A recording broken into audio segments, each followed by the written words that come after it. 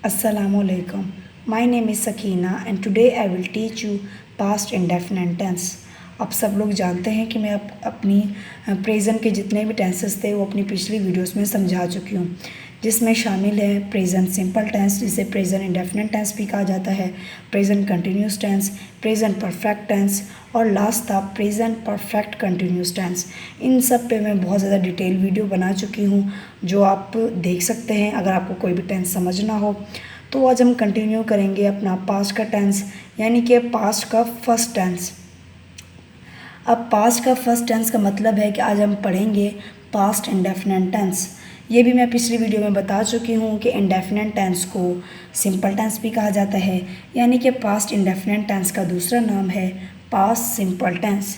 ये भी बहुत ज़्यादा इजी है जिस तरह बाकी टेंसेस थे, बस आप लोग मेहनत करें और सही तरीके से समझें।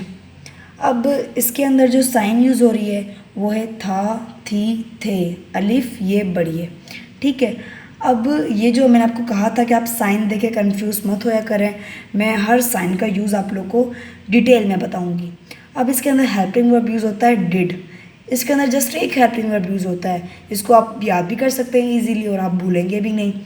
फॉर्म यूज़ होगी second form only in positive sentences and did plus first form. अब देखें, ये आप लोगों को ये बात याद रखनी है, बहुत ज़्यादा इंपॉर्टेंट बात है कि हम लोग सेकंड फॉर्म यूज़ करेंगे किसी भी फॉर्म्स ऑफ वर्ब की। जैसे कि प्ले है, उसकी सेकंड फॉर्म है प्लेड, वर्क है तो उसकी सेकंड फॉर्म है वर्कड, ठीक है।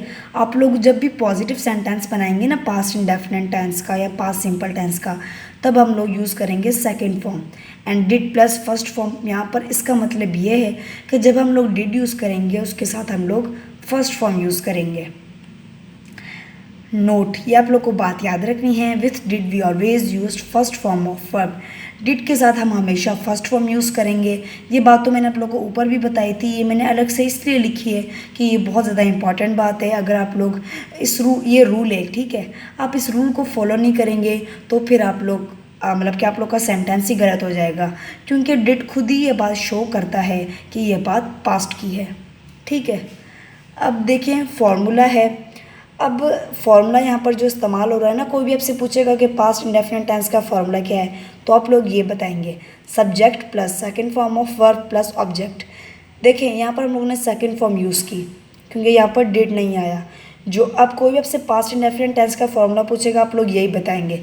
और इसके साथ साथ मैं आप लोग को ये बात बता दूँ कि पॉजिटिव का यही फॉर्मूला है, ठीक है। मैंने अलग से इसलिए लिखा है ताकि आप लोग याद रखें, आप लोग कन्फ्यूज़ ना हो।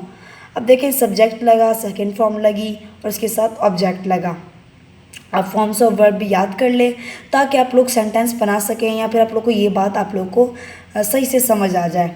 अब देखिए नेगेटिव बनाने के लिए हम लोग क्या करते हैं, सब्जेक्ट लगता है, डिड लगा, डिड जो है यहाँ पर हेल्पिंग वर्ब है, ठीक है।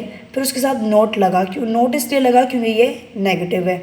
उसके साथ साथ वर्ब, इसके अंदर वर्ब यूज़ होगा, वर्ब की कौन सी फॉर्म, फर्स्ट फॉर्म, ठीक है। मैंने आपको कहा था कि डिड लगता है तो वहाँ पर फर्स्ट फॉर्म यूज़ होती है और उसके साथ लास्ट में आ गया ऑब्जेक्ट। अब इंट्रोगेटिव यानी कि हम सवाल पूछ रहे हैं, सवालिया, डिड शुरू में आ गया।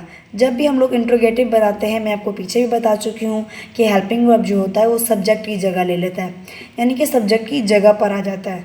डिड लगा, डिड के बाद सब्जेक्ट आया, वर्ब लगा, वर्ब की फर्स्ट फॉर्म, क्योंकि डिड लग चुका है, डिड खुद ये बात शो करता है कि बात पास्ट की है, फर्स्ट फॉर्म लगा, लास्ट में आ गया ऑब्जेक्ट। अब देखिए इंट्रोगेटिव नेगेटिव यानी कि सवाल भी पूछ रहे हैं और नेगेटिव बात भी आ रही है। डिड लगा, ये इसी तरह होगा, बस नोट लग जाएगा। डिड लगा फिर उसके साथ सब्जेक्ट लगा, लेकिन सब्जेक्ट के फ़ौरन बाद क्या आ गया, नोट आ गया। ये इस चीज़ में ये चेंजिंग है। और इसके साथ वर्ब लगी, वर्ब की फर्स्ट फॉर्म, क्योंकि डिड लगा था और यहाँ पर ऑब्जेक्ट। ये सारे फॉर्मूले आप लोगों ने याद रखने हैं ताकि आप इजीली कन्वर्ट कर सकें किसी भी सेंटेंस को। ये मैं आपको पीछे ही बता चुकी हूँ कि फॉर्मूला हम लोग क्यों लिखते हैं। फॉर्मूला हम लोग इसलिए लिखते हैं ताकि किसी भी लैंग्वेज में आपको कोई भी सेंटेंस बना के दे रहे हैं तो आप लोग को ईजी फील हो किसी और लैंग्वेज में कन्वर्ट करने के लिए। या फिर हम ये भी कह सकते हैं कि फॉर्मूला हेल्प करता है या फिर हमें ईजी फील करवाता है किसी भी सेंटेंस को दूसरी लैंग्वेज में कन्वर्ट करने के लिए। अब देखें मैंने आप लोगों को पीछे फार्मूला वगैरह बता दिया है। अब मैंने आप लोगों को एग्जाम्पल बता रही हूँ ताकि आप लोग को और ज़्यादा डिटेल में समझ आ जाए और आप लोग को ईजी लगे। अली स्कूल गया, पीछे मैंने साइन में बताया था ना अलिफ, तो अलिफ यहाँ पर इस्तेमाल हो गया। अली स्कूल गया, अली वेंट टू स्कूल। अब मैंने फार्मूला बताया था कि यहाँ पर सब्जेक्ट लगा, फिर सेकंड फॉर्म लगी, गो की सेकंड फॉर्म होती है वेंट, ठीक है। उसके बाद लग गया ऑब्जेक्ट, ठीक है। अली स्कूल नहीं गया, Ali did not go to school. अब देखें यहाँ पर सब्जेक्ट लगा, फिर डिड, ठीक है। डिड के बाद नॉट क्योंकि नेगेटिव है, उसके बाद फर्स्ट फॉर्म आ गई और उसके बाद ऑब्जेक्ट। आप लोगों को फॉर्मूला याद होगा तो आप लोग को ये चीज़ आपको डिटेल में समझ आ गई होगी। क्या अली स्कूल गया, did Ali go to school. देखें शुरू में आ गया डिड यानी कि हेल्पिंग वर्ब शुरू में आ गया, उसके बाद सब्जेक्ट आ गया, फिर वर्ब और फिर ऑब्जेक्ट। क्या अली स्कूल नहीं गया, did Ali not go to school. शुरू में हेल्पिंग वर्ब आ गया, फिर सब्जेक्ट आ गया, फिर उसके बाद नोट आ गया क्योंकि इंट्रोगेटिव नेगेटिव है ना इसीलिए, फिर फर्स्ट फॉर्म और फिर ये ऑब्जेक्ट। ये पॉजिटिव है, ये नेगेटिव है। पॉजिटिव को एफर्मेटिव भी कहते हैं, ठीक है। वैसे तो 2-3 नेम हैं, आप लोग ये 2 नेम याद रखें, positive affirmative, negative interrogative negative. ये नेम आप लोग को याद रखना है ताकि आप लोग को फॉर्मूला याद करने में ईजी हो, ठीक है। अब मैंने ऊपर सिंगुलर की एग्जाम्पल दी है, अब नीचे मैं प्लूरल की एग्जाम्पल देती हूँ ताकि आप लोग को और बेटर समझ आ जाए। मैंने खत लिखा, आई रॉट अ लेटर। ये देखें पॉजिटिव है, मैंने पॉजिटिव में कन्वर्ट कर दिया, सब्जेक्ट आ गया और वही सेकंड फॉर्म और उसके बाद ऑब्जेक्ट। मैंने खत नहीं लिखा, I did not write a letter, वही बात आ गई, सब्जेक्ट उसके बाद ये डिड नॉट किसके लिए, ये हेल्पिंग वर्ब आ गया और ये नेगेटिव के लिए नॉट आ गया और ये फर्स्ट फॉर्म आ गई क्योंकि डिड लगा और फिर ये ऑब्जेक्ट। क्या मैंने खत नहीं लिखा, did I write a letter. Oh sorry मैंने गलत सेंटेंस पढ़ लिया, क्या मैंने खत लिखा, did I write a letter. मतलब यहाँ पर मतलब ये आ गया हेल्पिंग वर्ब आ गया, सब्जेक्ट आ गया और फिर डिड लगा है तो इसलिए फर्स्ट फॉर्म आ गई, रोड की फर्स्ट फॉर्म राइट और उसके बाद ऑब्जेक्ट। क्या मैंने खत नहीं लिखा, did I not write a letter. ये बात भी आप लोग को समझ आ गई होगी। हेल्पिंग वर्ब शुरू में आ गया, उसके बाद सब्जेक्ट, उसके बाद नॉट लगा क्योंकि ये इंट्रोगेटिव नेगेटिव है, उसके बाद फर्स्ट फॉर्म आ गई रॉट की, उसके बाद ऑब्जेक्ट। अब देखें ये एग्जाम्पल है, अब ये जो है ये भी प्लूरल की एग्जाम्पल है। मैंने चाय पी, आई टुक टी। देखें सब्जेक्ट लगा, इसी तरह यहाँ पर लगी फॉर्म लगी टेक टुक यानी कि सेकंड फॉर्म लगी और यहाँ पर ऑब्जेक्ट आ गया। मैंने चाय नहीं पी, I did not take tea. क्या मैंने चाय पी, डिड आई टेक टी। क्या मैंने चाय नहीं पी, did I not take tea. Positive affirmative, negative interrogative negative, ठीक है।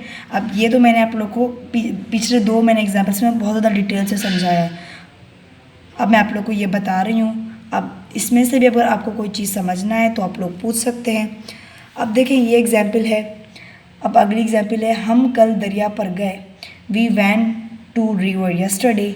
क्या हम कल दरिया पर नहीं गए, we did not go to river yesterday. क्या हम कल दरिया पर गए, did we go to river yesterday. क्या हम कल दरिया पर नहीं गए, did we not go to river yesterday, ठीक है। अब देखिए मैंने आपको बता दिया है, 4 एग्जाम्पल दी हैं ताकि आप लोगों को अच्छे तरीके से समझ आए, डिटेल में आप लोग समझें। और इसके अलावा भी अगर आपके दिल में आपके दिमाग में कोई सवाल हो तो वो भी आप लोग पूछ सकते हैं और मैं आप लोग को कोशिश करूँगी आपके हर सवाल का जवाब दूँ। अगर मुझे वीडियो भी बनानी पड़ी आपके किसी सवाल पर तो मैं वो भी बनाऊँगी।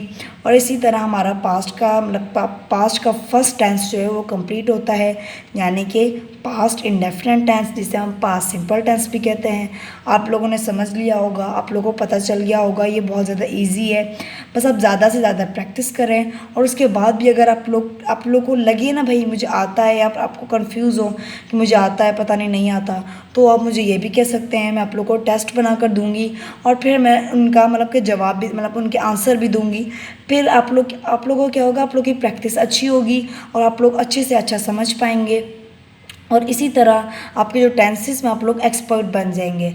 अब जब आप टेंसेस में एक्सपर्ट बनेंगे उसका फ़ायदा ये है आप बेहतरीन से बेहतरीन कन्वर्सेशन कर लेंगे, ठीक है, कन्वर्सेशन करने के लिए सिर्फ और सिर्फ टेंसेस की ज़रूरत होती है ज़्यादातर, लेकिन ग्रामर इसलिए सीखते हैं ताकि हमारी कन्वर्सेशन में भी मिस्टेक्स ना हो।